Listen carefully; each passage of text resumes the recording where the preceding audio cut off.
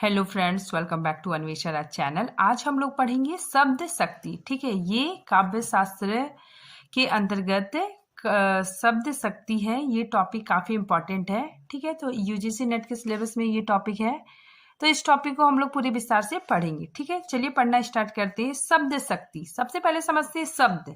शब्द का क्या अर्थ होता है। ठीक है, देखिए, शब्द का अर्थ उद्घाटित करने वाली शक्ति शब्द शक्ति कहलाती है। ठीक है, अर्थात शब्द का अर्थ बोध कराने वाली व्यापार को शब्द शक्ति कहते हैं। ठीक है, मतलब शब्द का अर्थ, ठीक है, शब्द का अर्थ बोध कराने वाली शक्ति को हम लोग क्या कहते हैं, शब्द शक्ति कहते हैं। ठीक है, देखिए, शक्ति शब्द का प्रयोग सर्वप्रथम किसने किया था, पंडित विश्वनाथ ने किया था। ठीक है, और व्यापार शब्द का प्रयोग आचार्य मम्मट ने किया था। अब हम लोग देखते हैं शब्द शक्ति के भेद। ठीक है, इधर देखिए, इधर शब्द लिखा हुआ है, इसके बाद फिर यहाँ पे शब्द शक्ति है और फिर यहाँ पे उसका अर्थ लिखा हुआ है। ठीक है, सबसे पहले क्या है, वाचक। ठीक है, शब्द तीन प्रकार के होते हैं। ठीक है, देखिए यहाँ पे सबसे पहले क्या, वाचक। वाचक का शब्द शक्ति क्या है, अभिधा। ठीक है, वाचक का क्या हो गया, अभिधा। ठीक है, और इसका अर्थ देखिए क्या क्या होता है, इसके दो तीन नाम है। देखिए, वाचार्थ, अभियार्थ, मुख्यार्थ और सांकेतिक अर्थ। ठीक है, नेक्स्ट देखिए, लक्षक। लक्षक का क्या होगा, लक्षणा। ठीक है, और इसका अर्थ क्या होता है, लक्षार्थ। ठीक है, देखिए, नेक्स्ट व्यंजक। ठीक है, व्यंजक का क्या हो गया, व्यंजना। ठीक है, और इसका अर्थ क्या हो गया, व्यंग्यार्थ। ठीक है, अब हम लोग पढ़ते हैं। देखिए, आचार्य मम्मट ने अपने ग्रंथ काव्य प्रकाश में शब्द शक्ति के तीन भेदों का उल्लेख किया है। ठीक है, तो आचार्य मम्मट ने ही अपने ग्रंथ काव्य प्रकाश में शब्द शक्ति के तीन भेदों का उल्लेख किया है। ठीक है, देखिए, तीन भेद जो हम लोग पढ़े, अभिधा, ठीक है, लक्षणा और व्यंजना। ठीक है, देखिए, अभिधा में जो अभिधार्थ होता है। ठीक है, अभिधार्थ अगर हम इसको तोड़ेंगे तो क्या हो जाएगा, अभि प्लस अर्थ। ठीक है, तो क्या हो गया, अभिधार्थ का अर्थ। ठीक है, और इसका अन्य नाम क्या है, मुख्यार्थ। ठीक है, मुख्यार्थ मतलब क्या हो गया, जिसका मूल अर्थ निकले। ठीक है, मुख्य अर्थ। ठीक है, तो ये मूल अर्थ। फिर आ गया वाचार्थ। वाचार्थ मतलब क्या होता है कि मतलब जो बोला जाता है वही लिखा जाता है। ठीक है, तो ये तीनों एक ही बात की और संकेत कर रहे हैं। ठीक है, तो अभियार्थ में ये तीनों मतलब इसके अलग अलग नाम है। ठीक है, आगे देखिए, शब्दों का सामान्य अर्थ का बोध कराने वाले शक्ति अभिधा शब्द शक्ति होती है। ठीक है, अब देखिए, अभिधा क्या होता है ना, इसमें क्या होता है कि जो जैसा बोला जाता है तो श्रोता मतलब सेम टू सेम वैसा ही उसका अर्थ निकालता है। ठीक है, तो इसमें क्या होता है कि सामान्य अर्थ का बोध कराने वाले शब्दों को हम लोग क्या कहते हैं, अभिधा शब्द शक्ति। यहाँ पे देखिए, अभिधा जो हम लोग अभी पीछे पढ़े, ठीक है, वही चीज को है कि अभिधा के अंतर्गत क्या आ गया, अभियार्थ, मुख्यार्थ और वाचार्थ। ठीक है, और फिर लक्षणा। लक्षणा के अंतर्गत क्या आ गया, लक्षणार्थ। ठीक है, और व्यंजना के अंतर्गत क्या आ गया, व्यंग्यार्थ। ठीक है, अब यहाँ पे देखिए कि कुमारलील भट्ट, ठीक है, ये एक आचार्य थे। ठीक है, इन्होंने तत्पर्या नामक एक चौथी शब्द शक्ति भी मानते हैं। ठीक है, मतलब कुछ आचार्य थे जो तत्पर्या नामक इनको भी मतलब चौथी शब्द शक्ति मानते हैं। ठीक है, परंतु सर्वमान, ठीक है, सर्वमान के अनुसार शब्द शक्ति के तीन ही भेद हैं और इसे ही स्वीकार किया गया है। ठीक है, तो शब्द शक्ति के तीन ही भेद है और इसी को मतलब सर्वमान मतलब सभी ने स्वीकार किया है। लोग देखेंगे अभिधा। ठीक है, देखिए, शब्दों के सामान्य अर्थ का बोध कराने वाले शक्ति को अभिधा शब्द शक्ति कहते हैं। ठीक है, जो मैंने अभी बताया वही चीज है कि शब्दों के सामान्य अर्थ का पता चलता है। ठीक है, मतलब जैसा लिखा जाता है, मतलब जैसा बोला जाता है उसी के अनुसार समझा जाता है। ठीक है, पाठक सेम टू सेम उसी के जैसा अर्थ निकालता है। ठीक है, देखिए, शब्द के जिस शक्ति के कारण किसी शब्द का साधारण, ठीक है, लोक प्रचलित अथवा व्यवहारिक अर्थ प्रकट होता है उसे अभिधा शब्द शक्ति कहते हैं। ठीक है, एग्जाम्पल देखिए, मोहन पुस्तक पढ़ रहा है। ठीक है, बहुत इजी वाक्य है, मोहन पुस्तक पढ़ रहा है, तो सुनने में लग रहा है कि हाँ मोहन पुस्तक पढ़ रहा है, तो ये क्या है, सामान्य अर्थ हो रहा है, तो ये क्या हो गया अभिधा शब्द शक्ति। ठीक है, गीता लेख लिख रही है। ठीक है, तो ये क्या हो जाएगा, अभिधा शब्द शक्ति। ठीक है, ये काफी मतलब इजी है। ठीक है, देखिए, इसे प्रथम एवं अग्रिमा शब्द शक्ति भी कहते हैं। ठीक है, देखिए, अभिधा का संबंध गद से होता है। ठीक, अब हम लोग देखते हैं लक्षणार्थ। लक्षणार्थ में क्या है कि मुख्यार्थ, ठीक है, मुख्यार्थ में बाधा होने पर, ठीक है, मुख्यार्थ मतलब मुख्य अर्थ में क्या होता है, बाधा उत्पन्न होता है, ठीक है, बाधा उत्पन्न होने पर रूढ़ि अथवा प्रयोजन के कारण मुख्यार्थ से संबंधित अन्य अर्थ का बोध कराने वाले शब्द शक्ति को लक्षणा शब्द शक्ति कहते हैं, ठीक है। तो इसमें क्या होता है, एक अन्य अर्थ निकलता है, ठीक है, जो मुख्य अर्थ है उसमें क्या होता है, बाधा उत्पन्न होता है, ठीक है। अगर हम इसको सरल शब्दों में समझना चाहेंगे तो देखिए, मुख्यार्थ मतलब मुख्य अर्थ में बाधा उत्पन्न होता है, ठीक है, और शब्द के किसी अन्य अर्थ, ठीक है, मतलब किसी दूसरा अर्थ निकलता है, ठीक है, अन्य अर्थ का बोध कराने वाले शब्द क्या कहलाते हैं, लक्षणार्थ शब्द शक्ति कहलाते हैं, ठीक है। देखिए, अब देखिए लक्षणा शब्द शक्ति में क्या क्या विशेषताएं होती है। देखिए यहाँ पे लक्षणा शब्द शक्ति वहां होती है, देखिए सबसे पहले क्या है कि जहां मुख्यार्थ की बाधा हो, ठीक है, जो उसका मुख्य अर्थ है उसमें क्या हो, बाधा उत्पन्न हो, ठीक है, मुख्यार्थ से कुछ ना कुछ संबंध हो, ठीक है, तो मुख्यार्थ से क्या होता है, संबंध होता है, ठीक है। फिर देखिए रूढ़ि और प्रयोजन द्वारा अन्य अर्थ का बोध होता है। अब देखिए लक्षणा शब्द शक्ति के भेद, ठीक है, देखिए सबसे पहले रूढ़ा लक्षणा, ठीक है, रूढ़ा लक्षणा मतलब क्या हो गया कि रूढ़ी परंपरा पर आधारित होता है, ठीक है। नेक्स्ट देखिए प्रयोजनवती लक्षणा, ठीक है, प्रयोजन मतलब क्या होता है, कारण, ठीक है, उद्देश्य, ठीक है। देखिए इसके भी दो भेद है, गौणी और सुधा लक्षणा, ठीक है।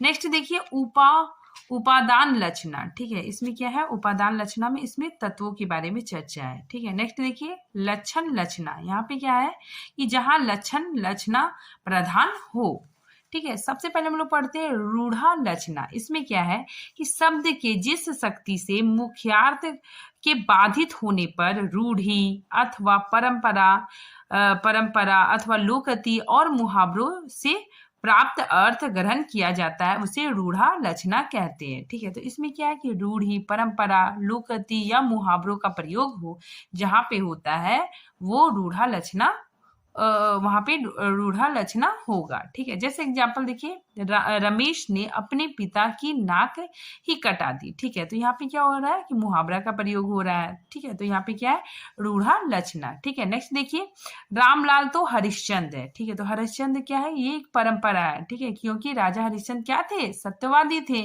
ठीक है, तो यहाँ पे क्या है, परंपरा का मतलब बोध हो रहा है, ठीक है। तो ये क्या हो जाएगा, रूढ़ा लक्षणा, ठीक है, क्योंकि ये रामलाल के चरित्र कैसा बताया जा रहा है, हरिश्चंद्र की जैसा, ठीक है, हरिश्चंद्र कैसे थे, सत्यवादी थे, ठीक है, तो इसी वजह से यहाँ पे क्या हो जाएगा, रूढ़ा लक्षणा। अब देखिए प्रयोजनवती लक्षणा, ठीक है, इसमें क्या है कि मुख्यार्थ में बाधा होने पर किसी विशेष प्रयोजन के लिए जब लक्ष्यार्थ का बोध होता है वहां प्रयोजनवती लक्षणा शब्द शक्ति होती है, ठीक है। तो इसमें क्या होता है ना कि वक्ता जो बोलता है, ठीक है, तो उसका कोई ना कोई उद्देश्य निहित होता है, ठीक है, तो इसमें क्या हो जाएगा, प्रयोजनवती लक्षणा, ठीक है। देखिए एग्जाम्पल देखने से समझ में आएगा, यह देखो सामने हड्डियों का ढांचा खड़ा है, ठीक है, तो यहाँ जो बोलने वाला है, ठीक है, तो उसका क्या है, कोई उद्देश्य है, हड्डियों का ढांचा मतलब कि बहुत दुबला पतला कमजोर व्यक्ति है, ठीक है, तो ऐसे वाक्य में प्रयोजनवती लक्षणा होगा, ठीक है। अब देखिए प्रयोजनवती लक्षणा के भी दो भेद है, कौन कौन है, देखिए गौणी लक्षणा, ठीक है, गौणी लक्षणा, गौणी का मतलब क्या होता है, गुण से होता है, ठीक है, जहां सामान्य गुण के द्वारा लक्षणार्थ ग्रहण हो वहां गौणी लक्षणा शब्द शक्ति होती है, ठीक है, यानी जैसा गुण है उसी के अनुसार उसकी उपमा दी जाती है, ठीक है। जैसे देखिए यहाँ पे मुख चंद्र मतलब चंद्रमा के समान मुख है, ठीक है, तो इसमें क्या हो जाएगा, गौणी लक्षणा, ठीक है, मतलब इसमें उपमा उपमेय हो रहा है, ठीक है, तो किसी के समान बताया जा रहा है, ठीक है, गुण उसका गुण बताया जा रहा है, तो ये क्या हो जाएगा, गौणी लक्षणा, ठीक है। नेक्स्ट देखिए सुधा लक्षणा, ठीक है, सुधा लक्षणा में क्या है कि जहां सामान्य गुण के बिना लक्षणार्थ ग्रहण हो वहां सुधा लक्षणा शब्द शक्ति होती है, ठीक है। जैसे देखिए इसमें क्या है कि मतलब समान गुण के बिना, ठीक है, यहाँ पे एग्जांपल देखिए, यह घर में नौकर मालिक है, ठीक है, मतलब इस घर में नौकर मालिक है, ठीक है, तो यहाँ पे देखिए नौकर और मालिक का गुण क्या है, समान नहीं है, ठीक है, तो यहाँ पे क्या हो जाएगा, सुधा लक्षणा। उपादान लक्षणा, ठीक है, देखिए जब लक्षार्थ में वाचार्थ भी शामिल होते हैं तब उसमें उपादान लक्षणा होती है। ठीक है, देखिए यहाँ पे कि जब वाचार्थ और लक्षणार्थ दोनों ही एक साथ अर्थ की अभिव्यक्ति करते हैं। ठीक है, मतलब ये दोनों एक साथ होंगे। ठीक है, ये दोनों एक साथ होंगे। ठीक है, एक साथ अर्थ की अभिव्यक्ति करते हैं तो वहां पे उपादान लक्षणा होती है। ठीक है, देखिए एग्जाम्पल से ही समझ में आएगा। देखिए भैया, जब अलग घर बसाओगे तब आटे दाल का भाव पता चलेगा। ठीक है, तो ये आटा दाल है, इसके अंतर्गत मतलब घर गृहस्थी की सभी वस्तुएं आ गई। ठीक है, तो इसमें क्या है, वाचार्थ और लक्षणार्थ दोनों एक साथ अर्थ की अभिव्यक्ति कर रहे हैं। ठीक है, जैसे एग्जाम्पल है, दो बंदूकों ने सारा गांव लूट लिया। ठीक है, तो दो बंदूकों मतलब बंदूकधारियों ने। ठीक है, तो यहाँ पे दो बंदूकों का अर्थ क्या हो गया, बंदूकधारियों ने। ठीक है, तो इसमें क्या है, वाचार्थ और लक्षणार्थ दोनों एक साथ अर्थ की अभिव्यक्ति कर रहे हैं। ठीक है, तो यहाँ पे उपादान लक्षणा होगा। अब देखिए लक्षण लक्षणार्थ, यहाँ पे देखिए जहां पर लक्षण से निकलने वाले अर्थ में वाचार्थ, ठीक है, इसमें वाचार्थ शामिल नहीं होता है। ठीक है, केवल लक्षणार्थ होता है, उसे लक्षण लक्षणार्थ शब्द शक्ति कहते हैं। ठीक है, तो इसमें क्या होता है, केवल लक्षणार्थ होता है। ठीक है, और इसका दूसरा नाम क्या है, जहत स्वार्थ। ठीक है, देखिए वाचार्थ शामिल नहीं होता है, केवल लक्षणार्थ होता है। ठीक है, जैसे एग्जाम्पल है कि वह उल्लू है। ठीक है, तो वह उल्लू है, तो यहाँ पे क्या है कि वह जो है वो उल्लू मतलब पक्षी नहीं है। यहाँ पे इसका अर्थ है कि उल्लू उल्लू मतलब क्या हो गया, उल्लू मूर्खता का प्रतीक है। ठीक है, तो इसीलिए उसे उल्लू कहा जा रहा है। ठीक है, तो इसमें क्या हो रहा है कि उसका स्वभाव, उल्लू का स्वभाव उस आदमी से लिया जा रहा है। ठीक है, तो इसमें क्या हो जाएगा, लक्षणा लक्षण। यहाँ पे देखिए दूसरा एग्जाम्पल है, तुम्हारा हृदय तो पत्थर से बना है। ठीक है, तो देखिए आदमी तो मतलब हार्ड मास से बना होता है, तो उसका हृदय कैसे पत्थर से बनेगा। ठीक है, तो पत्थर का मतलब क्या हो गया, पत्थर के स्वभाव से लिया गया है। ठीक है, पत्थर के स्वभाव से लिया गया कि पत्थर कैसा होता है, कठोर होता है और संवेदनहीन होता है। ठीक है, तो इसीलिए मतलब पत्थर का स्वभाव आदमी के हृदय से लिया गया है। ठीक है, तो यहाँ पे क्या हो जाएगा, लक्षणा लक्षण। ठीक है, तो यहाँ पे देखिए मैंने इसको और भी अच्छे से डिफाइन करके लिखा है कि उल्लू शब्द से पक्षी नहीं अपितु लक्षण के आधार पर मूर्ख होने का अर्थ अभिव्यक्त होता है। ठीक है, तो इसमें क्या होता है कि मूर्ख होने की अभिव्यक्ति होती है। ठीक है, देखिए पत्थर के लक्षण कठोरता के आधार पर कठोर एवं संवेदनहीन हृदय होने का अर्थ अभिव्यक्त हो रहा है। ठीक है, तो इसमें बताया जा रहा है कि किसी के लक्षण, किसी के स्वभाव से इसका कंपेयर किया जा रहा है। ठीक है, आई होप आप लोगों को समझ में आ गया होगा। अब देखिए व्यंजना शब्द शक्ति। ठीक है, ये काफी आसान है। देखिए शब्द के जिस शक्ति से वाचार्थ और लक्षणार्थ दोनों से भिन्न, ठीक है, मतलब ये दोनों से भिन्न किसी अन्य अर्थ निकले। ठीक है, मतलब दोनों से भिन्न किसी अन्य अर्थ निकले। ठीक है, मतलब कोई दूसरा अर्थ निकले, उसे व्यंजनार्थ शब्द शक्ति कहते हैं। ठीक है, मतलब इसमें क्या होता है कि तीसरे अर्थ को ग्रहण किया जाता है। ठीक है, यहाँ पे देखिए व्यंजनार्थ शब्द शक्ति केवल अर्थ का संकेत देता है। इसमें क्या होता है, केवल अर्थ का संकेत होता है, शेष अर्थ श्रोता अथवा पाठक की कल्पना शक्ति पर निर्भर करता है। ठीक है, जैसे देखिए 5 बज गए। ठीक है, एक वाक्य है कि 5 बज गए। ठीक है, तो सभी ने सुना कि 5 बज गए। ठीक है, तो सब इसका अलग अलग अर्थ निकालेंगे। ठीक है, कोई सोचेगा कि चाय का समय हो गया। ठीक है, चाय पीने का समय हो गया, तो किसी के लिए घूमने जाने का समय हो गया। ठीक है, किसी के लिए घर जाने का समय हो गया, ऑफिस में अगर वो काम कर रहा है तो उसके लिए घर जाने का समय हो जाएगा। यहाँ पे देखिए जिसने भी सुना कि 5 बज गए, उसने अपनी कल्पना शक्ति के अनुसार इस वाक्य का अलग अर्थ निकाला। ठीक है, मतलब जिसने सुना वो अपनी कल्पना शक्ति के अनुसार अलग अलग अर्थ निकाला। ठीक है, देखिए जब हम इस तरह से बहुत सारे अलग अलग अर्थ एक ही वाक्य में ग्रहण करते हैं तो वहां पे व्यंजना शब्द शक्ति होती है। ठीक है, तो यहाँ पे क्या हो रहा है कि एक वाक्य है।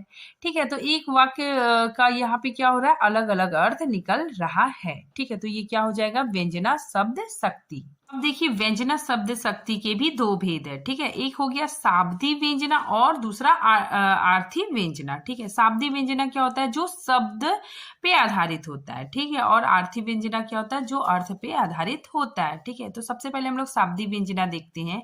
इसमें क्या है कि शब्द विशेष के प्रयोग के कारण व्यंग्यार्थ की बोधक शक्ति, ठीक है। तो इसमें क्या होता है कि शब्द विशेष का प्रयोग होता है, ठीक है, शब्दों का प्रयोग होता है, ठीक है।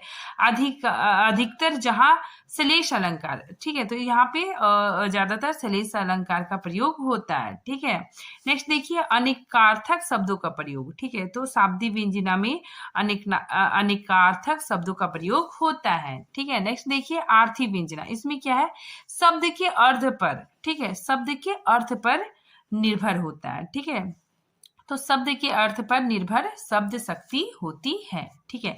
जहां शब्द बदलने पर भी व्यंग्यार्थ व्यक्त होता है, ठीक है। अगर इसका हम शब्द बदल देंगे तो व्यंग्यार्थ व्यक्त हो जाएगा, ठीक है। फिर नेक्स्ट इसमें एकार्थ शब्द का प्रयोग किया जाता है, ठीक है। तो आज ये टॉपिक यहीं पे खत्म होता है। नेक्स्ट टॉपिक हम अगले वीडियो में बनाएंगे, तब तक के लिए थैंक यू।